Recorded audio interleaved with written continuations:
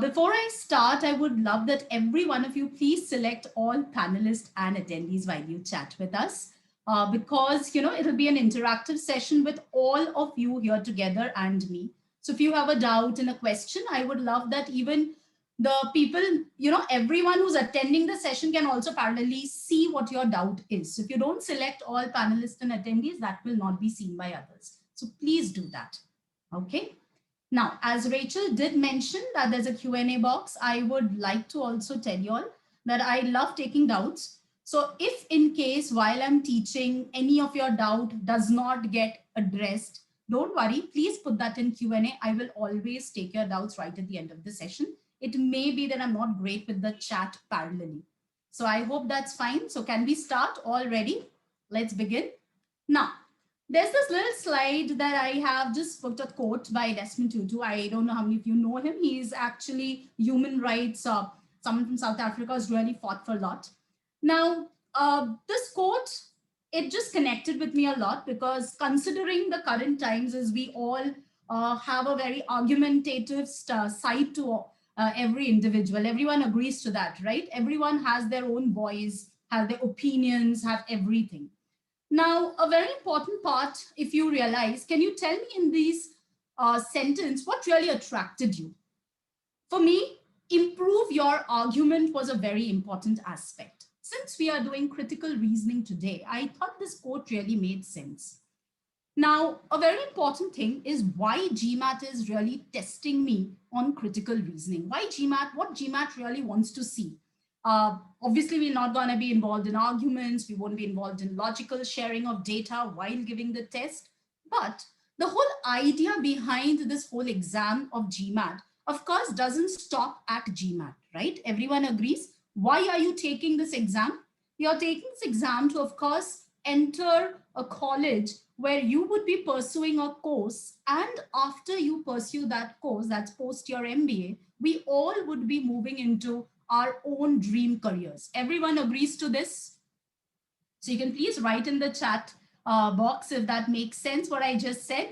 I hope we are not doing the taking the GMAT only to take the GMAT, right? We all are going in for our own career plans post MBA. Now, all of you would agree, yes, I hope so, and I'm sure you all will. So the idea is all of you would agree that in our life, even when you are currently working, or for that matter, studying, it's very important to have the ability to discuss or to argue with proper valid points, right? That's a very important thing. Do you agree to that? Can we randomly just raise our voice? We can't, right? Our arguments or whatever we are trying to say needs to have a proper basis. And as we become learned or educated or we get to know stuff, it becomes imperative, or rather it becomes like a responsibility for all of us to improve our argument, right? So how do you think can our argument be improved? That is actually the essence behind critical reasoning. CR, for that matter, why are you tested? Critical reasoning is basically tested. I'll just go to this. So the aim of CR, I'm directly coming to this particular slide and I'm starting off with the session here.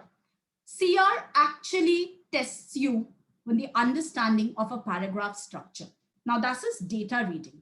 Now if you come to the third point, I have directly written something, case studies. Can you tell me, where do you see these case studies? Do you see case studies only in books, or real life situations also, gives you case study? What do you think? What is your take? What is your take? Real life situations are case studies, or case studies are only seen in business books? What is it? So you can think. I'm giving you time to think here. Real life situations, great. Perfect. We need to take decisions everywhere. I love that what Prashib has written, the word decisions. That is what we will actually be doing today. So ideally, any aptitude exam that you are going to be taking, aptitude exams primarily tests you, your ability to make decisions, the ability to decide, to take a decision, to really decide which particular option will be selected. Now, in our exam, when we say critical reasoning for that matter, Very typically, in our exam, there is a typical structure. So I'll just show you the structure and then come to that. Just give me a second. This is what would be a very typical structure of what CR is all about, because all of us might be thinking, what exactly is CR? What does GMAT really test me? Critical reasoning is nothing but a small little paragraph, which we ideally call as the stimulus. That's called as a stimulus. There'll be a little question. The question, of course, is known as the question stem. And I have been given 5 options. So I have to show my skills of the ability to decide as to which out of these 5 would be. So when I look at it, there will be 4 wrong answers and there will be 1 correct option. So my ability to decide between the 5 and finally nail this 1 correct is what is actually tested in an exam. Now, when we are looking at CR as a perspective, what is CR all about? It will first look at your ability to understand the paragraph structure. So that little para that has been given to you, are you smart enough to understand what exactly is there in that paragraph? What are the parts of the paragraph? That is what we'll be learning today. Second most important part, if you have identified what exactly is there in a para, the second thing that comes into picture is, are you able to understand logically? So by using logic, are you able to understand why the writer has written the para? Why the author has given certain information that you can visually see? Or what is that information that is unseen, not there in the paragraph, but very much a part of the paragraph? That is what this whole aspect of CR is testing you. And finally, yes, as I said, as you keep solving lot of CR, as you develop an attitude or the ability to critically read a data, it'll become easier for you to interpret a lot of case studies. Let me tell you, all throughout your MBA education, this is what you will be doing. You will be actually having a lot of discussions. You'll be reading a lot of cases, the ability to decipher cases. Even post your MBA, all throughout your life, you will actually be reading situations. You will be understanding business plans. So the ability to understand logically what is required, what is not required, and how do you give a proper solution is what CR actually develops you for. Now, without wasting much of time, because it's a very small session, I only have some 40 minutes to teach you assumptions, and I'm sure all of you are waiting to learn about it rather than all this. I will directly deep dive into the topic. So before I go into the topic, so the first thing that comes in is your understanding of what are the 7 basic CR questions that GMAT tests. Let me tell you that these 4 types actually make up 60% of all the total CR questions that come in our GMAT exam. So in our GMAT exam, we've got 36 questions that we need to be solving in 65 minutes. Out of that, ideally, critical reasoning would be around 9 to 10. That is the distribution for CR. Out of this 10 questions, 60% will be from this particular family of 1, 2, 3, 4, which in your ESR would be called as the critic of a particular paragraph. Then you have structure-based, which would be your inference, resolve the paradox, and your bold-faced question type. So this makes up for the remaining 40% of data that is there. So this is ideally what the CR thing would be all about. So all through our CV course, we will be obviously dealing with every single topic in detail. We have around 5 sessions where all of this will be taken care of. Today's class will primarily be focusing on the first session, that is identify the assumption of the argument. And this is actually the base for most of the question types. So let's start. So very important, when we look at critical reasoning, CR, you all saw that there is a little paragraph, right? So now when we talk of that little para, this is the 5-step that we will be using today. I will be solving 4 questions with you, purely using this 5-step methodology. And as I solve every question, I would actually refer back. I would keep referring and keep on asking you that does this really make sense? Did this 5-step approach work or not? I would be doing in this format. Very simple. First step is I need to know what is the question that is being asked. So when I read the question statement, it becomes important for me to know, am I being asked an assumption question type, or am I being asked a strengthen, or have I been asked a weaken, or boldface for that matter? So based on the question type that is being asked to me, it gives me clarity as to how should I approach the para, how to approach the paragraph. Everyone agrees to that, right? Next would be, once when I have read the paragraph, so next step will be, this would be reading of the para. I have to read the stimulus. So my para is nothing but, I would call it as the stimulus. As I read the stimulus, I have to summarize. I will try to create a little map in my mind. Let me tell you, you will be getting a scratch pad, you will be getting a little, so if you're having a whiteboard, you're taking it at home, you can have a whiteboard and you can have a marker, right? So similarly, as you do your maths question type, so they don't tell you that it's a verbal section, don't use the pen and paper, nothing like that is said, right? So as you are writing a little caselet, what you can do is you can jot down a little map if you require, not necessary, but you can summarize the main point of the stimulus. As you are summarizing, very important, who can help you? There can be certain keywords. There can be certain keywords who can be with respect to a premise and conclusion. Now, these are technical terms which I will teach. So I'm just giving you an overview of the terms. I will teach immediately after this. Once I have done the summary of this, I will try to answer the question on my own, without choices. So when I say try to answer the question, I will just try to check the possible correct answer in my mind. So in my mind, I will try to understand the possible correct answer as per the question requirement. Okay, so if it's an assumption question, what possibly can be my answer based on the paragraph? Next, very important, eliminate the answer choice that are irrelevant to the para. This is a very important step. First scan is I will remove those options which are irrelevant to the para, or what in simple terms we will call it out of scope or out of the story. So something that is out of scope or out of the story, I will be removing it.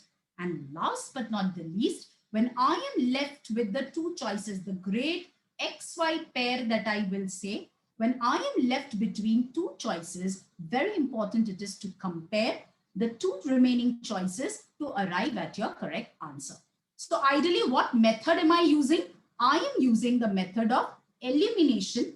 I am going to be eliminating the wrong options. As I eliminate the wrong options, I will be choosing my correct answer. This is something that I will keep in mind. So all this that I have said, I will reiterate it. I will keep reiterating as I will be solving the questions with you. Clear? So are we good to go? Can we start with the topic assumptions? Everyone has understood these 5 points, at least basic structure. So you can just write down in the chat box and then I would move ahead. So we can all move now. Great. So let's try.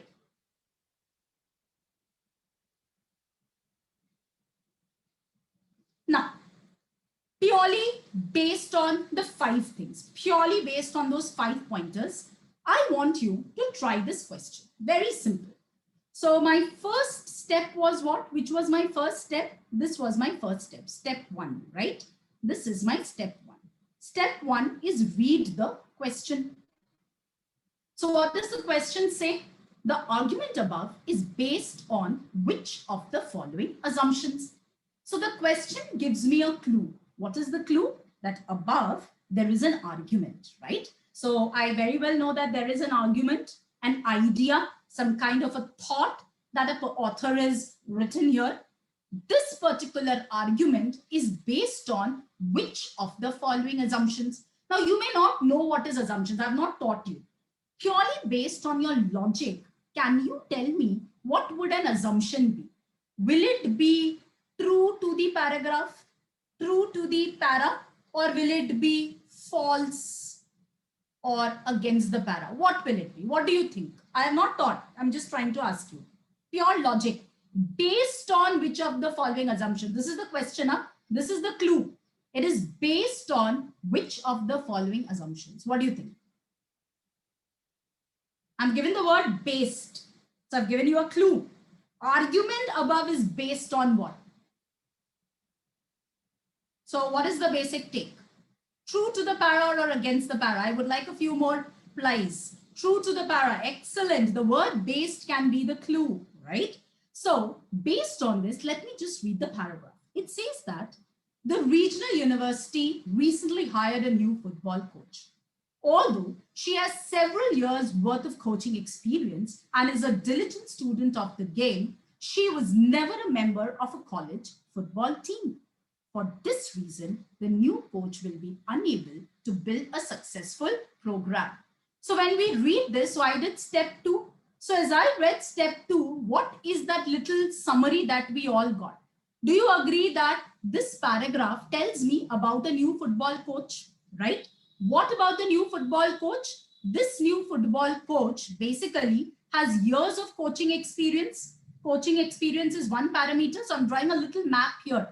And is also a diligent student of the game, right? But she was never a member of a college football team. But what is not here? She's never a member of the college football team. She's not been a member. That is something which is a cross out here. Based on this understanding, what is my final argument? For this reason, the new coach will be unable to build a successful program. So based on this understanding, I want to say my conclusion or my argument is that the new coach will not be able to build a successful program. The successful program, the new coach can't build. Now tell me, based on your basic understanding, what exactly will be your answer? So what is my next step? My next step is in your mind. What will you think in your mind? What exactly should be there in my answers? Can I say that in my answer, there will be something about why the new coach cannot be, why the new coach can't build a successful program? Everyone agrees to that. So all of you are now giving me a correct answer. I'm so happy about that. So it says in your mind, perfect, link the program with the college football. That why would the new coach not be able? So what exactly would be the whole relationship? Can I say that my correct answer will be something about the college football team linked with the successful program? This is in my mind. This is in my mind. Based on this, I will start removing options. Now let's remove the options. Option A, the regional university should have hired a former college football player as its new coach. Does this make sense? This looks very nice, attractive enough, should have hired. But if this is true, does this make sense? Why does it explain why the new coach will be unable to build the program? Does it explain why? It is not, right? It does not. It should contain a relationship between the college football team and the successful program. That makes it. Now, if you really scan, this option does not have that. Option B does not have that. Neither option C has that. I have this option. To build a successful program, one must be a former college football player. Can I select this as an option, which most of you have? University does not plan. This is something so it has a successful program, but does not plan to provide. So all of you would agree that D becomes my correct answer. It's a very simple 600 level basic question just to show you that what exactly is the structure of a CR question type. What exactly is, how does it work? So this really is not like a very high level, but it's an official GMAT question, official 600 level GMAT question that you are seeing. Okay, so I hope all of you've got a hang of what the whole structure of a little para is. Now, let us move to our actual topic, which is assumption of the author. So what you will be learning here, these three things. One is structure and parts of a CR stimulus. approach to solve a question, and structural patterns in CR. So let's start with the first without wasting time. So the first and foremost thing is let's understand the technical terms. A premise. So a premise, simple definition wise, are evidence. It's basically they are evidences per se. They are reasons or statistics which is provided to support the conclusion. So I would in layman terms call premise as any information, any factual data or any information that is there. So premises ideally, their prime work is to support the conclusion or the argument of the author. That is what a particular premise is all about. The next thing that comes in is an assumption. So this is what is a very important part of any argument. Very simple. Please always remember that an assumption is always unstated. It is not there. It is never seen in a paragraph. They are never given explicitly in the paragraph. Now, let me just tell you in a layman, in terms. For example, if 10 of us in this group, we are observing a particular thing. So there's a big crowd. Maybe, all of us are staring out of the window and we see a big crowd there out on the road. Now, can you tell me that crowd is a representative of what? What is the crowd? Can I say the crowd is a fact? It is something that is observable. It is something that you can observe. So can I call this as a fact?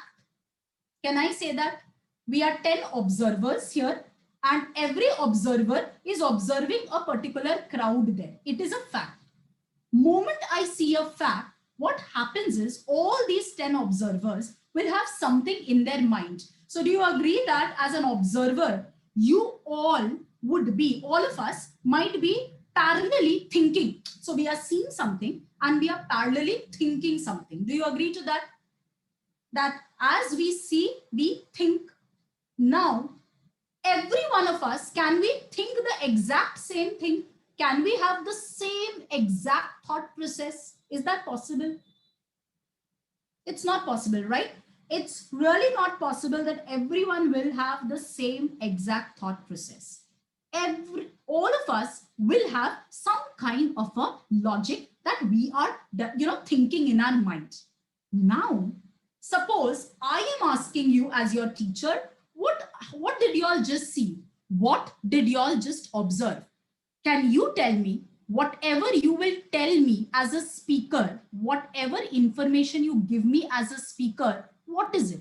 Do you tell me the exact thing that goes in your mind or you add something into it and then give me an answer? What would you do? Will you give me the exact idea or logic that is in your mind? Or do you add your own bias to it? Own bias to it. What do you do? Just think. These are two things I'm asking you. Do you do A or do you do B? What do you do? Think. Do you give me the exact thought as a speaker? All of you, what would you be doing? Only Priya says B. What do the others do? Own bias. Everyone would be giving your bias. Do you agree to this? Excellent. So all of us are on the same lines here. Do you realize that this A is never ever told to a listener? You will never tell people what you really thought. Whatever you say is your conclusion. This is your final say. All that happens in your mind is what we actually called as an assumption. So assumption is never given. It is a pre-thought.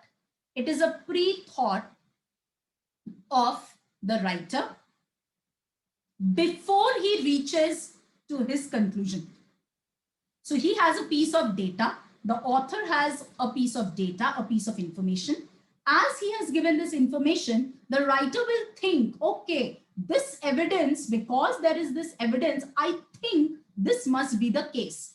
Based on that understanding and logic, combining both of them, what will happen? The author will move ahead to give us a conclusion. A conclusion is the author's point of view, or it is the author's final say or end result of any argument. This is what is a very typical understanding of a CR structure. Now, based on this little understanding is a little equation that we have. Very simple equation. Premises are something which are known. It is something which is known or stated in the passage. It is something that is stated in the passage and known to me. Conclusion, similarly, is known. It is stated in the para, right? So as I very clearly mentioned, there will only be one conclusion, known or stated in the para. This assumption is the pre-thought, of the author.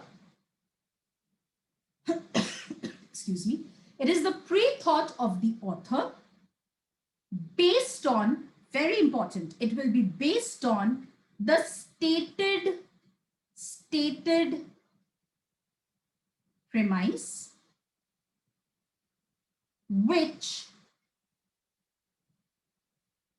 if true, will add value to the conclusion. If true, will add value to the conclusion. This is something that I have to always keep in mind.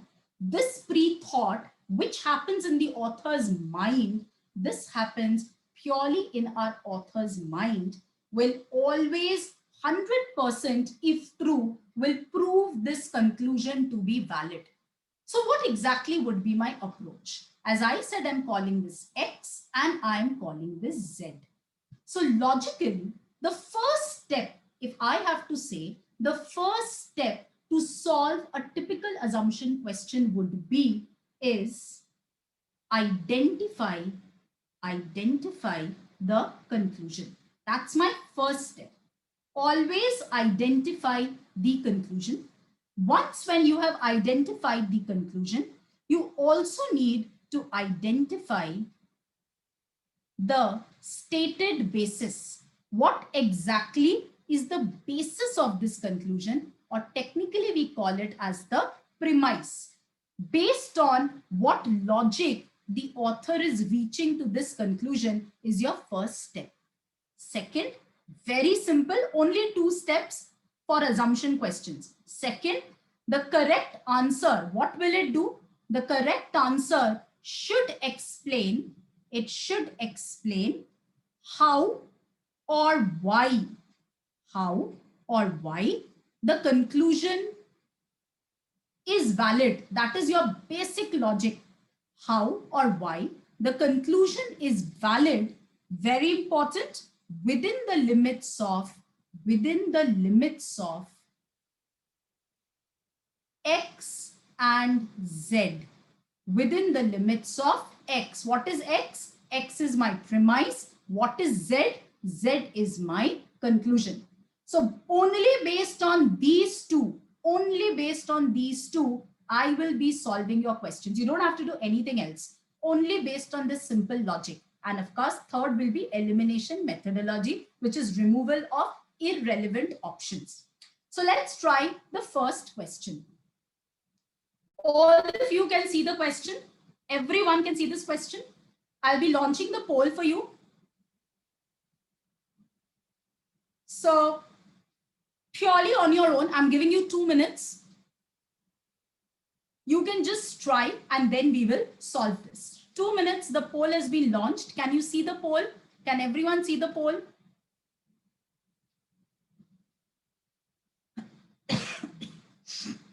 Thank you. Please solve it.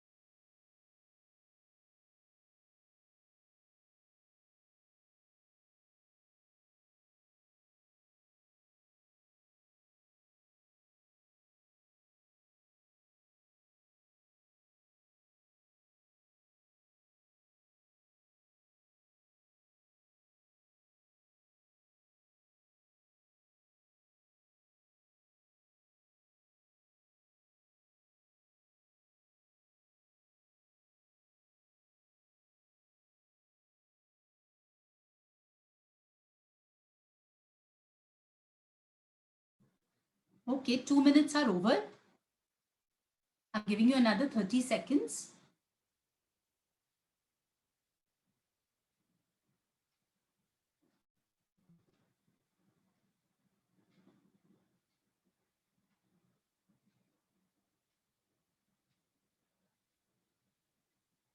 Okay, students who are in confusion, last 10 seconds, select the option that is closest to the paragraph, closest to the storyline. Select that. Try looking at that. That's your guess. I'm giving you a trick to guess. Closest to the conclusion, related to the conclusion.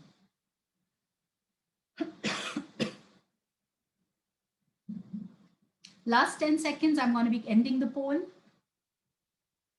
Please vote. Okay. I'll just share the results. In fact, I'm elated. Great. Let's see. So we've got three students who've selected A as an answer. We've got 18 of you with B. In fact, that brings a smile to my face. And I've got 5 with D and I've got 1 with E. Let's look at it. Great. So very simple method. As I told you about assumptions, we're going to be reading the para. As I read the para, I'll be focusing on conclusion. What exactly is my conclusion? And my stated basis, right? I'll be focusing on that.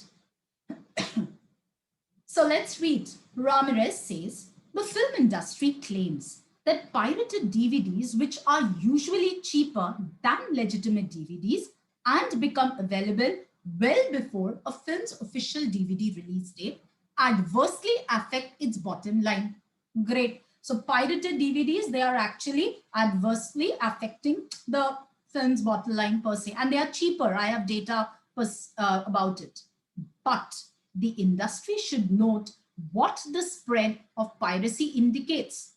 Consumers want lower prices and faster DVD releases. So till here, what is the reason, rationale behind this line? Can I say this line is giving me a reason as to why piracy is spreading?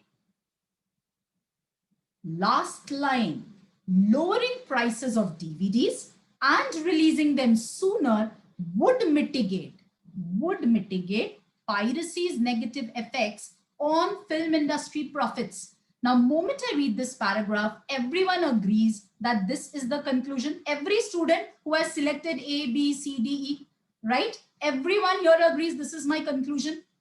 Now, moment I read the conclusion, the first step that comes in is why. Immediately in my mind, immediate question comes, why? Why?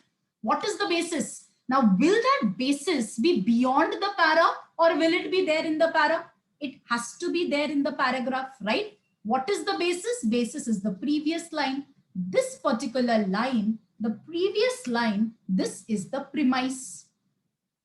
This is the major premise on which the conclusion is based. What is the premise? Consumers want lower prices and faster DVD releases.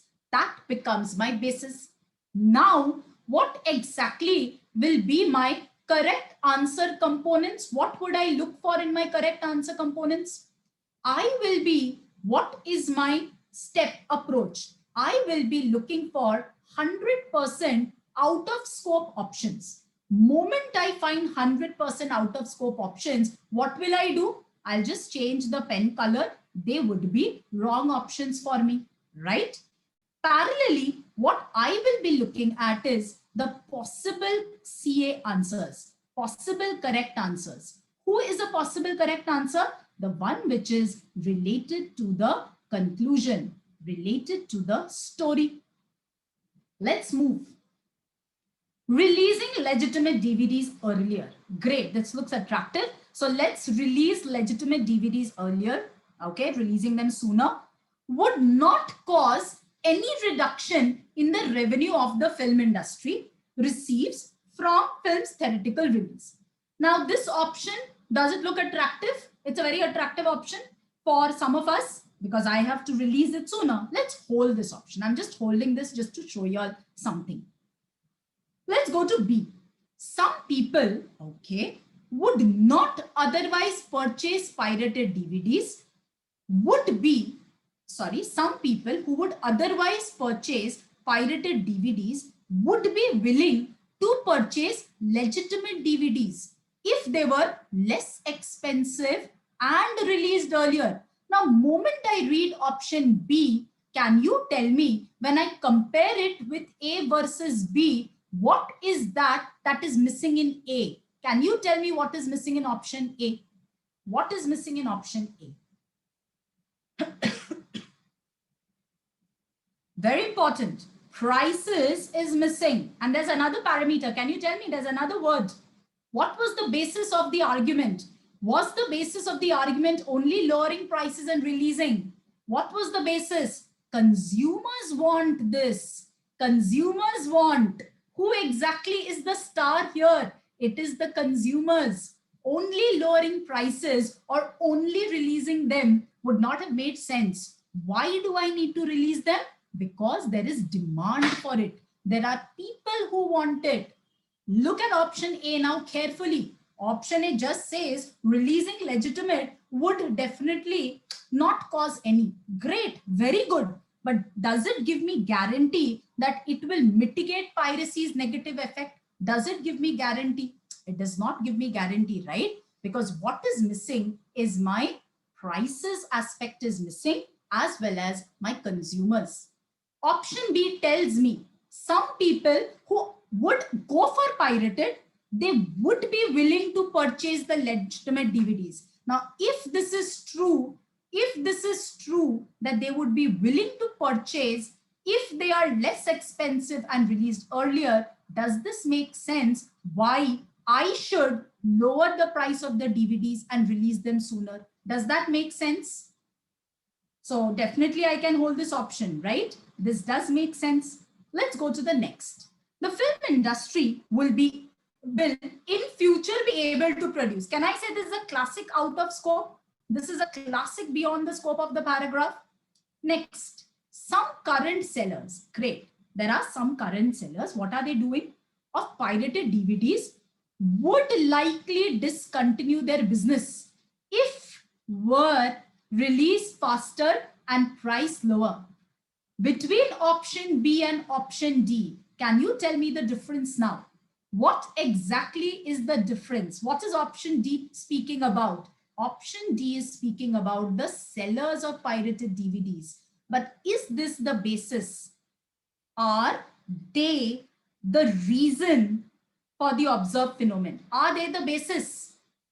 Are sellers the problem? No, sellers is really not the problem, right? My problem here is consumers. Even if sellers stop doing, but consumers need it, they will still go and get a pirated DVD, right? So option D does not add value to the argument.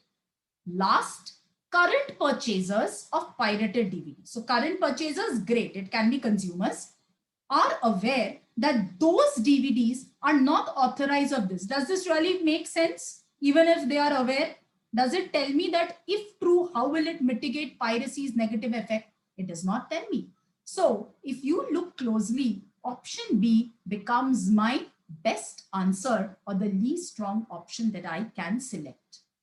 So do you see what exactly we mean by an assumption correct answer? What an assumption correct answer? How does it make the conclusion valid? It has to make the conclusion valid. That is the criteria. You have to look for an option component which actually makes my conclusion valid.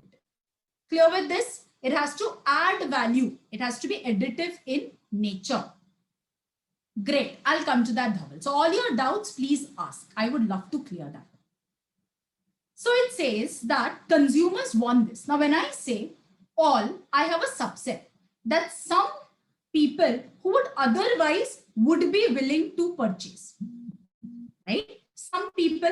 Now, Dhaval, out of all of these options, can you tell me which is the option which actually is catering to the whole, which is giving me a least wrong option or the best possible answer or a possibility? Because look at the conclusion. The conclusion doesn't say 100% it will mitigate. It says that if you do this, it would mitigate the negative effect on film industry profits. So very important, it's a prior thinking. It's a pre-thinking. I agree that it is not all people. But if there are some people who would do it, does that show that there is some kind of, reduction of it? Can it give you a kind of a reduction? Do you agree to that? There is a reduction. That you agree? Can we say reduction per se? We can say that, right? So tonality wise, when we talk of, so exactly, can we say that option A uses a negative word any? So would not cause any, but only that cannot be a criteria, because to be very honest, sometimes in the paragraph, if the requirement is extreme, we can be going with that. But ideally option A is wrong, because option A does not involve the basic basis of the argument. That is the prime factor. This can also be a reason, but this is not the major reason for removing option A. Option A is primarily removed because it does not take into account the basis of the argument. The basis of the argument here is the want of consumers, not just the solution. The solution is based on the need. My correct answer should elaborate and explain the need. That is only what option B does. So based on that, option B is my correct answer. Any doubt? Please ask. So can I move ahead to the next question? Are we ready for another one? Of course it is. That is the idea. We have to select the least wrong answer. Can we move to the next question? Can we try another? Okay. Let's look at this. I'll just launch the poll.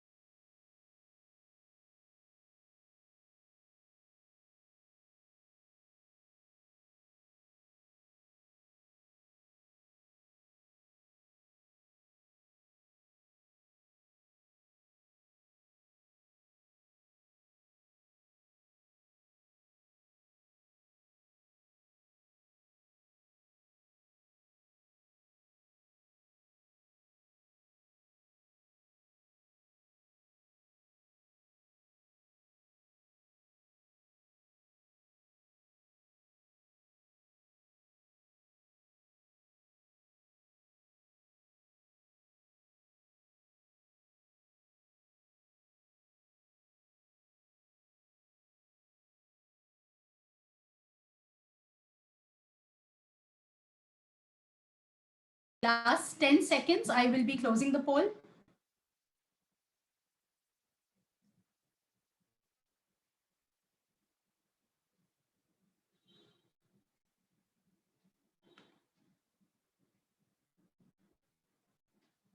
I'm ending the poll.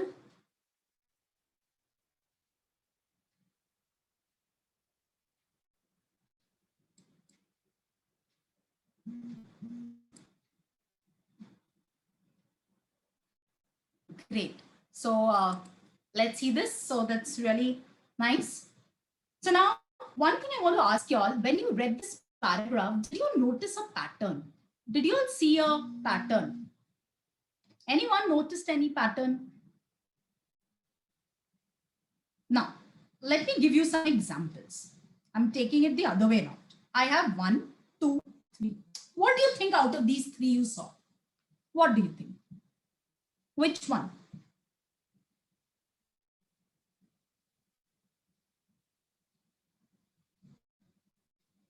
What does the word causal mean? Cause is cause and effect. This is cause and effect. You know, whenever you have to answer something, you can actually check what you didn't see. Great. Causal was there. Do you have cause and effect or 2? So some students have written 1, some have written 2. Okay, great. Let's see. Let's read it. It says that political advocacy groups have begun to use social media to disseminate information to reach out to the public. Great. Many groups are thus able to bypass traditional news sources such as TV and newspapers whose reporting is selective and to present their political views directly to the public. So now, moment you read this sentence, what do you see? Did you notice, could you notice that there were 2 different entities here? Do you agree that there were 2 different entities? One was social media and the other was traditional news, right? Everyone should have been able to notice that. Therefore, okay, social media presents a more balanced picture. Now, moment you see this word, a comparative word, what does it imply? It implies that I am trying to compare between the 2, right? Social media presents a more balanced picture of the complexities of political issues than, very important comparison indicator. So everything else puts everything into rest than any traditional news source. So now do you agree that this is a comparison? Students who said causal. Causal is cause and effect. So technically, which is more predominant? So all of you now will agree that it is a comparison? Sure? Great. Now, what exactly do you think your correct answer also should have? If my conclusion and my premise is about a comparison, what would my assumption also be? What would my assumption also be? Shouldn't my assumption also try to showcase a kind of a comparison? It should also try to showcase. Do you agree to that?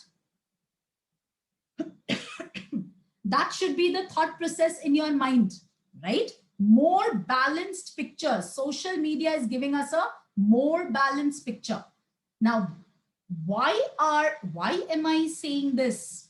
Why I am saying this? Therefore, social media presents a more balanced picture of this. What is my basis? Please read carefully. Many groups are thus able to bypass these traditional news sources such as X, Y, Z, whose reporting is selective.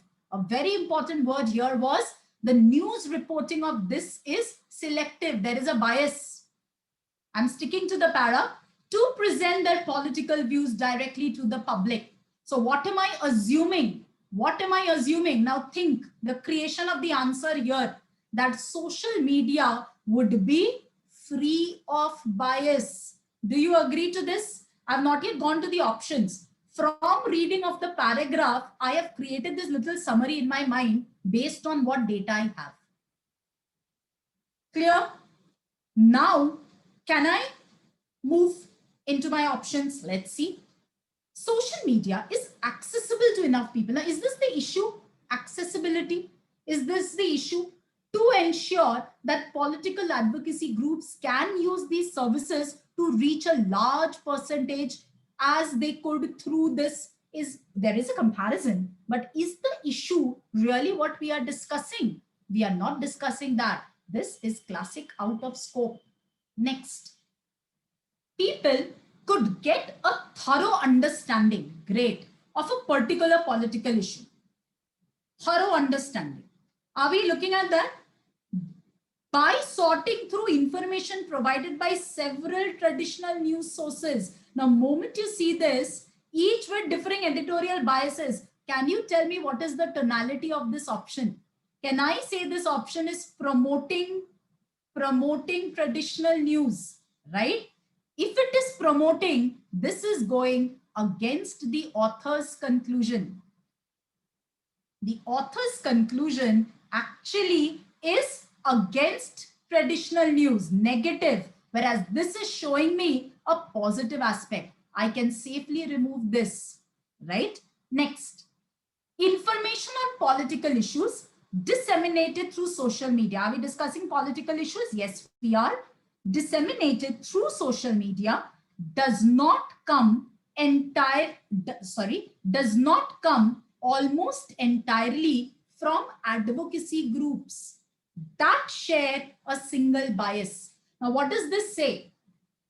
What does this option tell me? It tells that anything that you are spreading through social media does not come from only one source.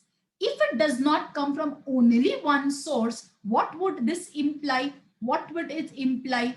It implies that, can I say that it is more balanced? Can I say that it is more balanced?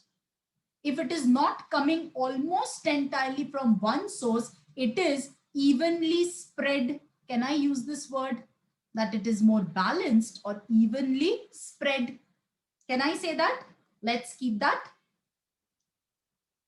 Traditional news sources, great, seldom report the views of a political group accurately.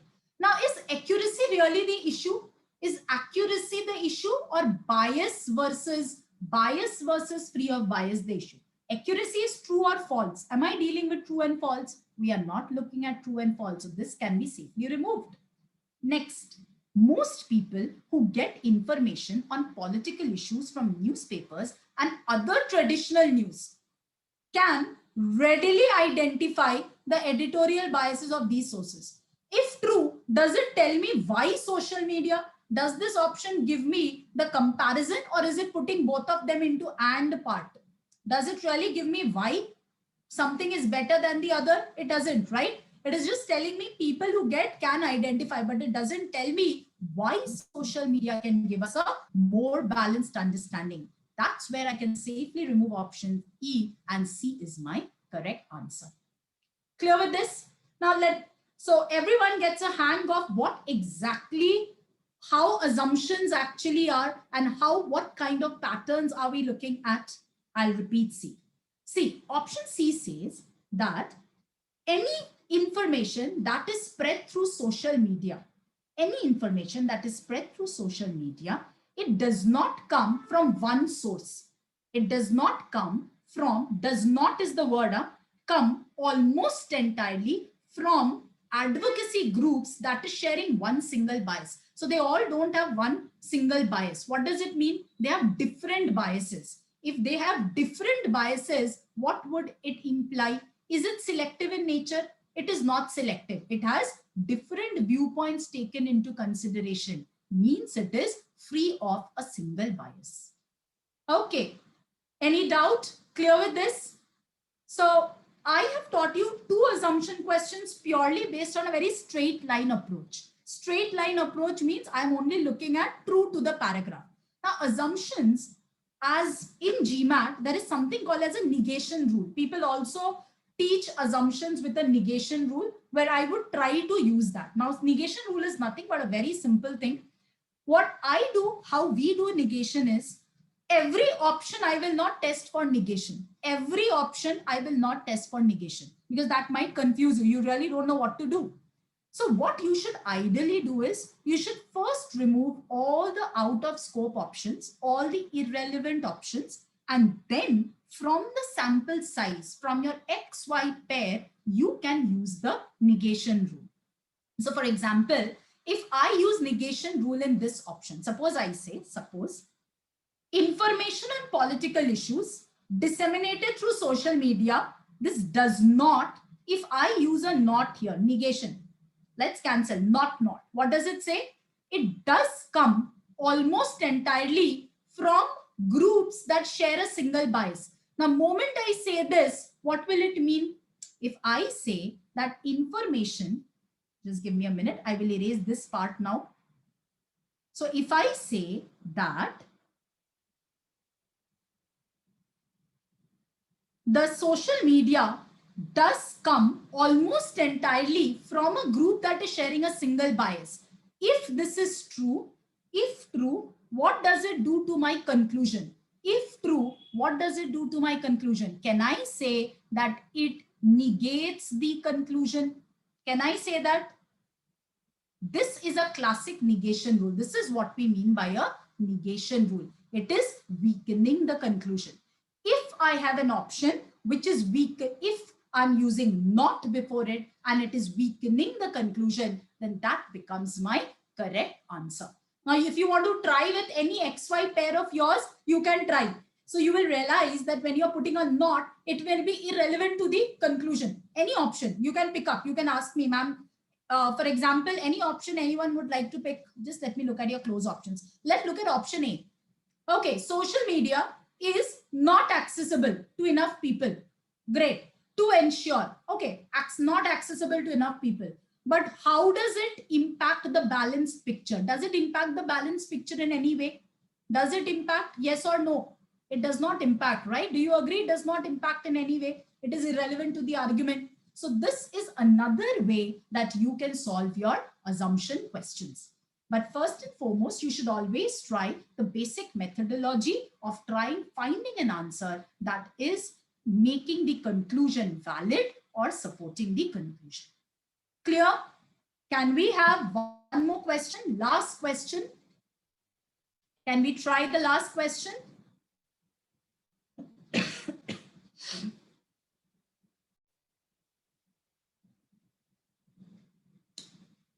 Great.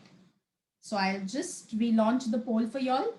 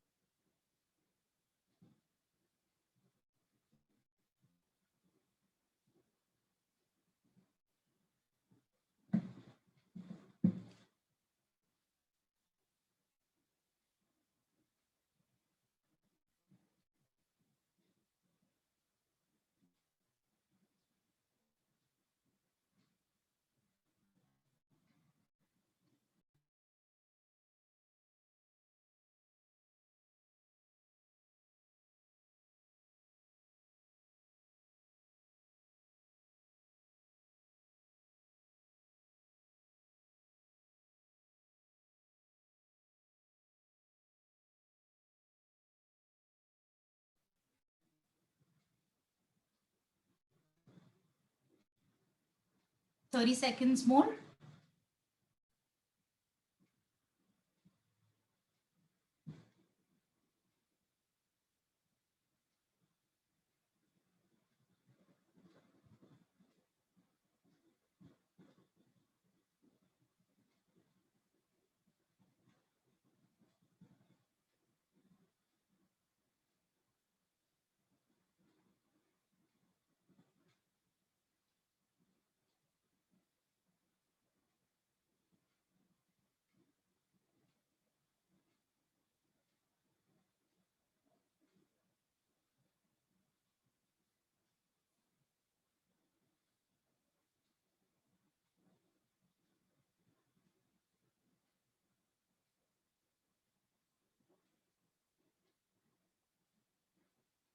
Okay, I'm ending the poll.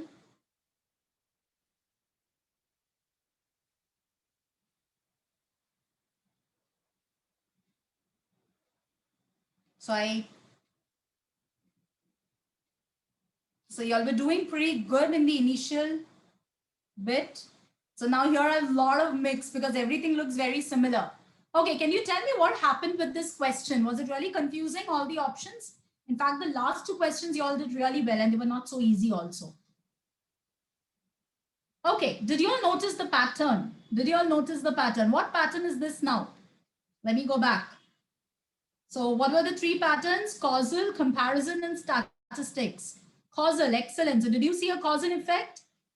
So a researcher discovered that people who have low levels of immune system activity tend to score much lower on tests of mental health than do people with normal or high immune system activity. I do see a comparison.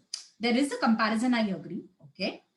Researcher concluded from this experiment that immune system protects against mental illness as well as against physical disease. But when I read my conclusion, ideally, what exactly would then I say as the basic structure? Perfect. So now here, ideally, the structure is not about comparison, but it is more about a causal relationship.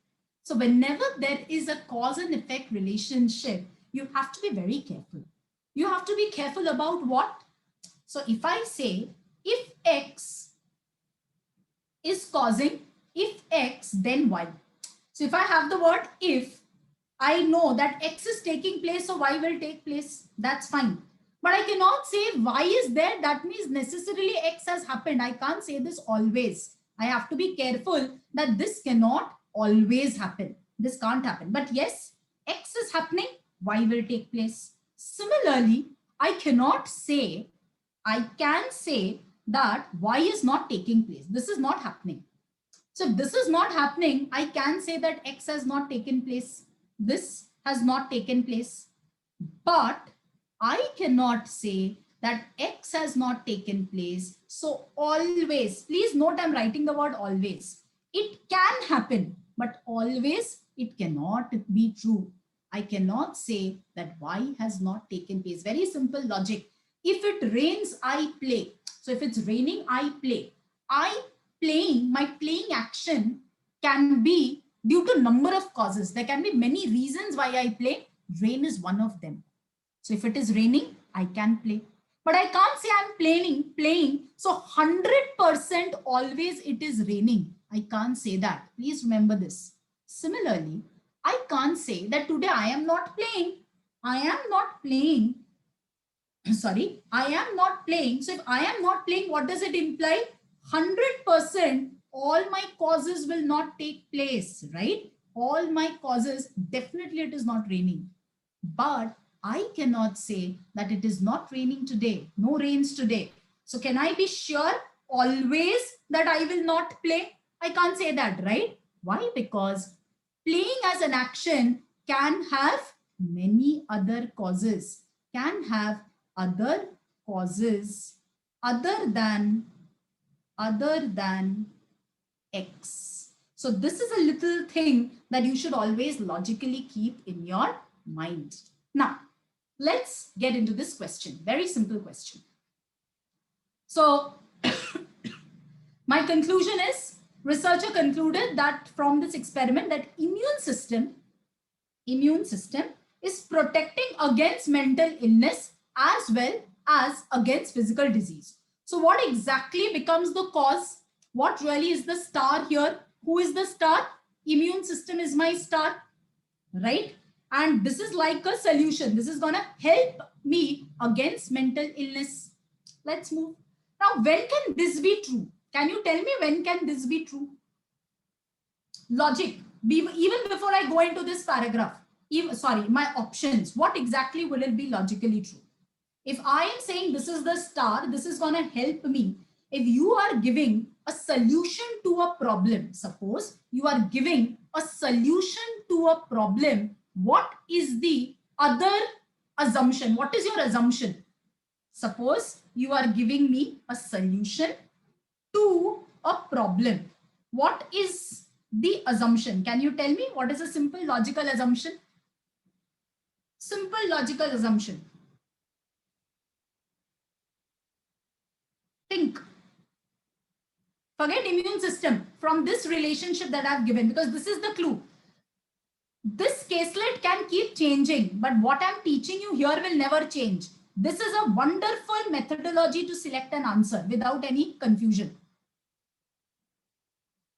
Perfect. Problem will be resolved. I'm giving a solution to a problem. Problem will be resolved. But is that an assumption or is that an expectation? That is an expectation. When you are choosing A as a solution for problem B, what are you assuming? What are you assuming? That definitely, this is a problem. A is not the problem. Since you are giving such a solution, it means A definitely is not caused by the problem. That is what you're assuming, right? If you are giving, you're telling, that means this something is standalone. It is the star. That is the logic, right? Nothing else can touch it. This solution is the star always. Tell me, in this, among these options, which of the option is proving that immune system is the star? Think carefully. Forget the answers that you've chosen. Select an option which is telling that immune system is the star. It is the perfect solution. Give me an option that will say immune system will always protect against mental illness. Which is the condition? Think carefully. A, B, C, D, E. Option A, high immune system activity protects against mental illness. Great. Better than normal immune system activity does. Now, moment you read this, what should have struck you? What is this option telling you? It is comparing high with normal. Is this the part of the story? Is this the issue? Ask yourself, is this the issue? I've written something. When in doubt, check with the conclusion. Is this the issue? Yes or no? Yes or no? Just tell me. I have students who selected A. So anyone who selected A should give me an answer. People who've removed, I'm happy, I'm elated. This definitely is not the issue, right? Am I comparing between high versus normal? No, I'm saying immune system. Very clearly written, immune system protects. Why high and normal you're comparing? It looks attractive, but it is not my correct answer, right? Let's go to B. Mental illness is similar to physical disease. Great. In its effect on body system. Okay, true. But how does it say immune system is the star? Does it explain immune system being the star? Option B. Students who selected B think, I need an option which will promote that this solution is the perfect solution. Does B really do that to me? No, it's a classic OS. It's just equating mental. Is this the argument? It is protecting against X as well as Y? No, the argument is in totality. Immune system protect against X as well as Y. Option B does not highlight the star at all. Let's go to C. People with high immune system activity. Wonderful. They have high, cannot develop this. Great. But tell me one thing. If true, does it explain why? Does it explain why? What did I tell you? Correct answer has to explain why conclusion, right? Does this explain why? What is it doing? What is it doing? Can I say it is restating the same thing even if I'm caught? It is restating. Plus, look at it carefully. Cannot develop. What is the tonality? I am saying it is protecting against mental illness. Can I say the tonality is very strong? Cannot develop at all. Plus, second main error is it is only, even if it is only repeating it. It repeats my conclusion. Immune system protects. People with high cannot develop. I don't have anything about high, right? That's the trap here. Option C, although it looks attractive, I'm giving full benefit of doubt to students, but my only question is, does it explain why? It does not. It is a repetitive option. A very classic trap under assumptions. In assumptions, any option that is only repeating or restating cannot be my answer. Why? Because it has to be explanatory in nature. It has to explain. It has to be additive in nature. It should add value. Option D, mental illness does not cause people's immune system activity to decrease. Now, what does option D tell you? Think carefully. What does option D say? It says that when you have mental illness, so when this problem has arisen, this problem has come, this problem does not negate the solution. The problem does not cause this to decrease. If this problem comes into picture, the solution will never be lost. It will never be negated. Immune system will always protect you. So if this is true, that if there is mental illness, then this does not come down. What does it imply? Who can be the star here? In this option, can I safely say that immune system can help us then to be protected against mental illness? Because mental illness basically will not impact the immune system activity of our body. Clear with this? Now let's compare E. I'm sure no one will select E, and that is something which I'm proud of. So students who got caught with A, B, C, anyone who got caught with A, B, C, I hope the logic is clear. Why option A and B? A and B, I am very sad. Students with C, I empathize with you because I did not teach you this, which I would have shown with this question. But A and B is out of scope and you have C and D which is left. This should have been your XY pair. In this XY pair, the final check should have been a little of the conclusion, a little of the premise and an explanatory logic, which only was there in option D.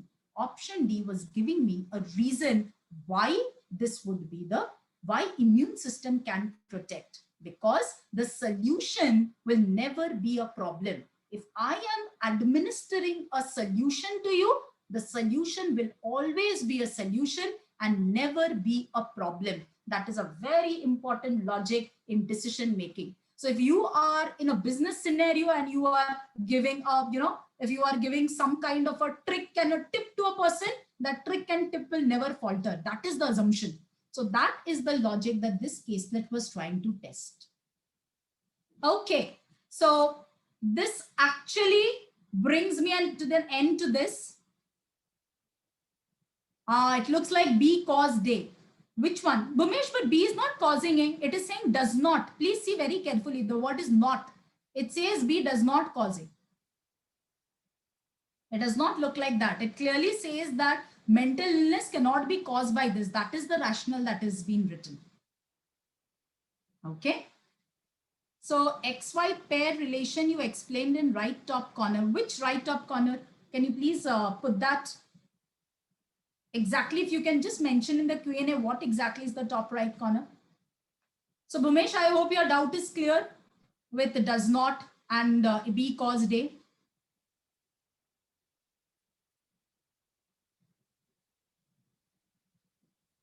Okay, somewhere here. Better but not much. Okay, so can you please tell me exactly where your confusion was with option D? See, the causing, in fact, it says it does not. Sorry, just give me a second. You are saying caused B. Here, nothing is causing anything. Do I have the cause? Do I have the reason for mental illness? Actually, do I have a reason per se? I am saying, so I know, but yeah, one thing I know, if this is low, then there can be your lowing. But what exactly is the cause? I'm not saying. But yes, if this is the cause, if this is there is protection. I don't know how mental illness is coming in. My only caselet is telling me that protection against mental illness can be due to I mean, if your immune system is good, that is the logic that we have here, right? Now, how can this solution be foolproof? How can this be foolproof? It can only be foolproof. Yes, it can work. Why not? Try doing it. Mental illness, please use negation in doubt. I've told you. So let's use it in doubt. Mental health causes people's immunity system to decrease? If it is causing, I taught you negation in doubt. It is causing. Will this be the star anymore? Will immune system be the star? It will never be the star, right? If this is happening and this is decreasing, how can immune system then protect you? It can't protect you, right? Moment you have mental illness, immediately, your immunity is coming down. So whenever in doubt, definitely use the negation test. No harm in that. Clear?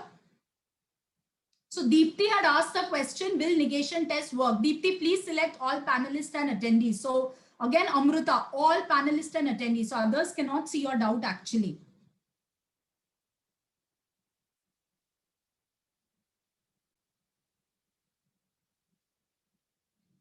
When I say being a star, it means it is the important in this conclusion. What is important here? Which is the main solution? The main solution to a problem is my immune system. Does that make sense?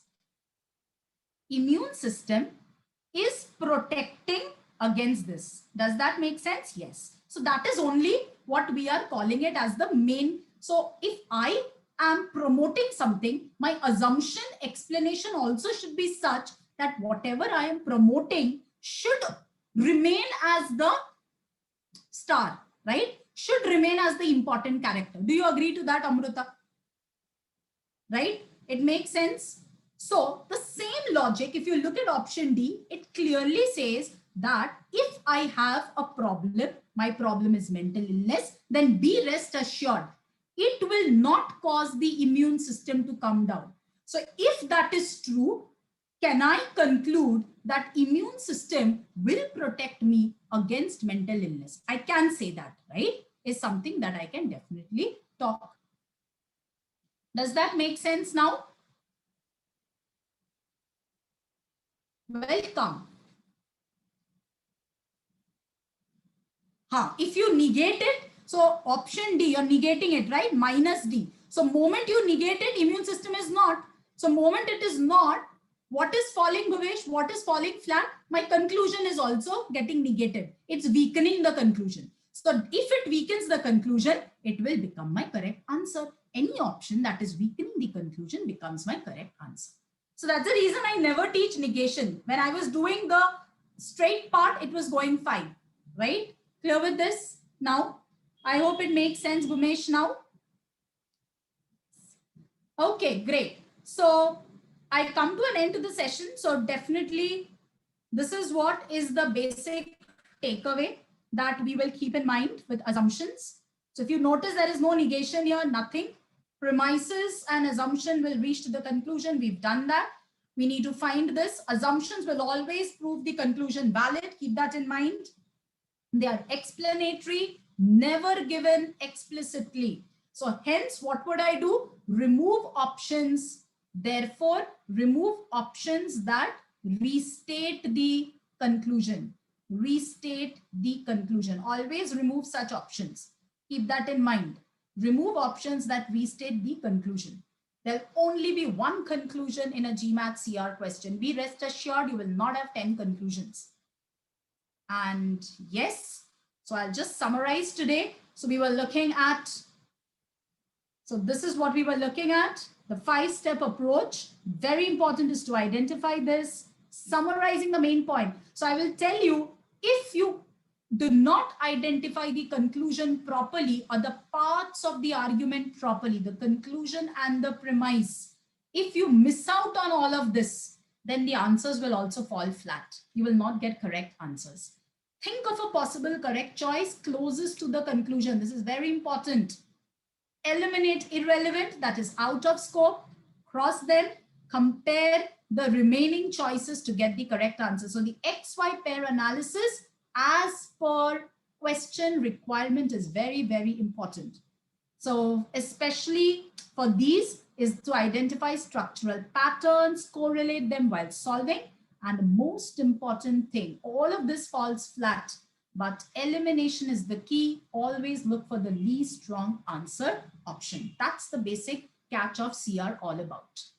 So I hope you got a little understanding of what exactly we were trying to say, see, time was very less. So with a little crust of something in 1 hour, I just tried to bring in more of question solving rather than theory. So I hope you all understood what CR is all about and how assumption questions are done. So any doubt, please put that in the Q&A. I will take care of that.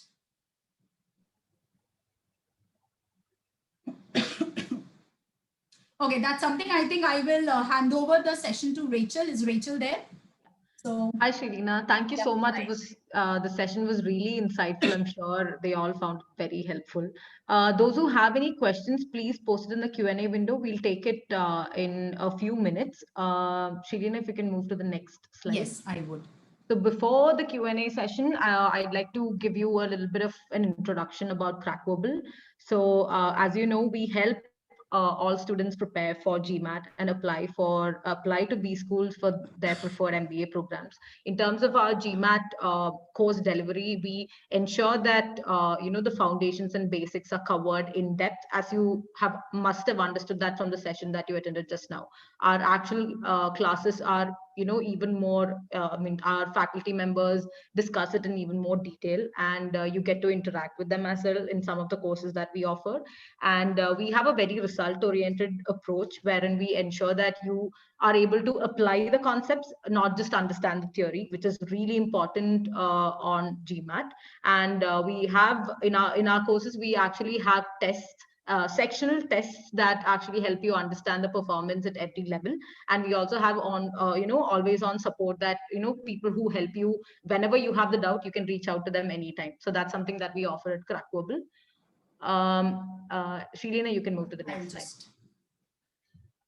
So we don't believe in one size fits all approach. So for the same reason, we have different courses that and from which you can choose depending on your preference. We have the GMAT on demand course where we have online recorded sessions that you can watch at your own pace, and you can learn. Whereas the GMAT live at home helps you attend live classes during weekends, wherein our faculty members, verbal and quant, they'll be taking classes. And GMAT Score Up is for those of you who feel that you're stuck at a certain score on the GMAT and want to improve. Let's say you want to get above 680 or score above 700. And GMAT One-on-One is where you get one-on-one personal tutoring sessions with our faculty members. When it comes to MBA applications, we help you choose specific B schools, assign mentors based on the B schools you choose. We have essay reviews, resume coaching, and feedback sessions. And we have the interview prep and the plan where you get both application essay reviews and interview prep as well. So this is what you get if you once you choose the course. So in terms of on demand, you get 80 plus hours of on demand videos where you get to test your concept and questions and doubt. For all of that, you can connect with the support team and the faculty members directly. And whereas in the live sessions, you get to attend 10 weekend live sessions wherein our verbal and quant faculty members deep dive into concepts and then take you through the application bit as well. And you also get video guide solutions for the OG questions as well along with this. Yeah. So I'm sure you must have come across our YouTube channel and the success story session on our sections on our website. What I will do is I will share the link to the page so that you can go there and figure out, understand the stories of our students who have gotten into top B schools or have scored high on the GMAT.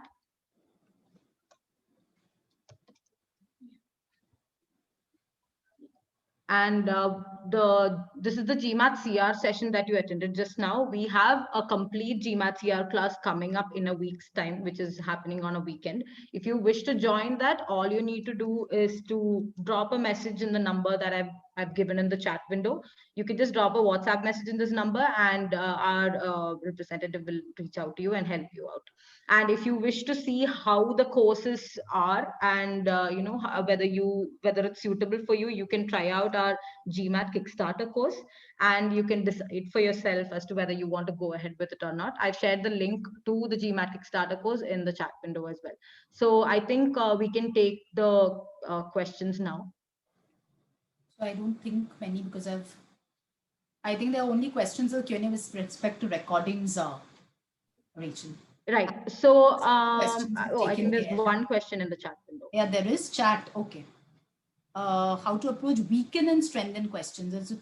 Is it that we have to come up with assumption, then weaken and strengthen that assumption respectively? Okay, great.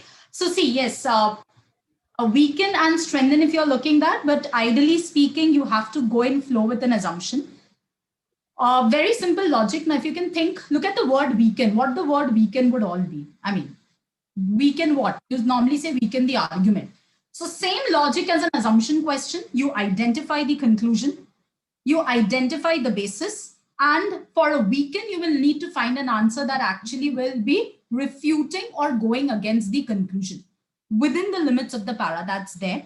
But again, to know finer details, see, there are variations like a direct negation, an alternate cause. So for all that, it'll be nice if if you can actually watch our videos. We have that. That's an elaborate class on weaken. Weaken can't be just done on a whiff.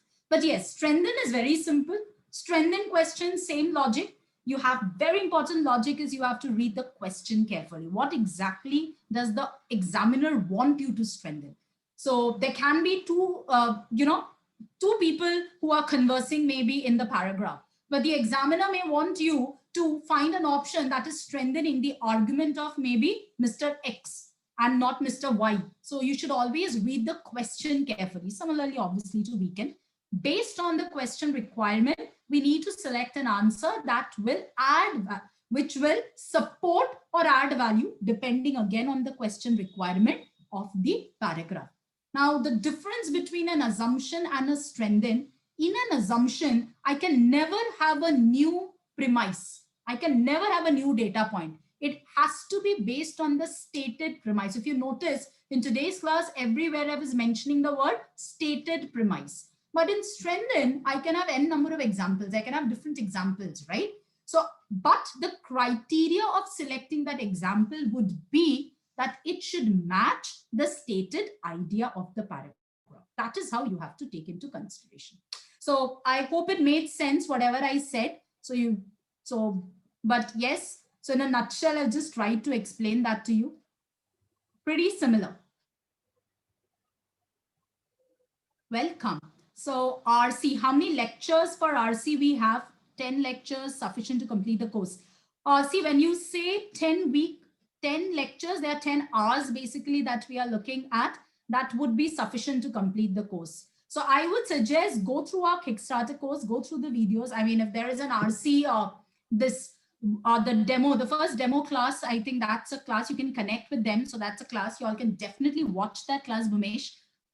Understand the flow of the class, and I assure that those 10 sessions would be more than 10 hours of RC theory would be more than enough to complete the course. And yes, apart from that, you can reach out to the prep team, the doubt solvings, the interaction with the trainers. So any doubt, that also takes care. So we have a full support mechanism with respect to the doubt solving segment. So if you have an issue with RC, apart from the classes, you can reach out to the prep team and the ACADS team for that. We do help you. So there are personalized aspects also to our course. I hope that answers your question, Bhumesh. Okay. Anyone? Anything else? Regarding the webinar recording, we'll be sending an email to you all on Monday with the link to the recording. So I think you, those who missed the first part or any part in between, you can watch it again and understand it as well. Okay, so I think there are no more questions. So thank you so much for attending the session and being a patient audience and interactive too, because you definitely were interacting. So that's great. So thank you, Rachel, and thank you, Shivjit, for being here. So again, all the best for your prep, everyone. And hope that you'll all, reach your dream destination. That's something I definitely wish for all of you. And yes, so these are the ways that you can actually reach out to us. So we've got this Hello at Crack Verbal email, the WhatsApp, the social media. So you can definitely follow our pages as well as an Insta account. So thank you again.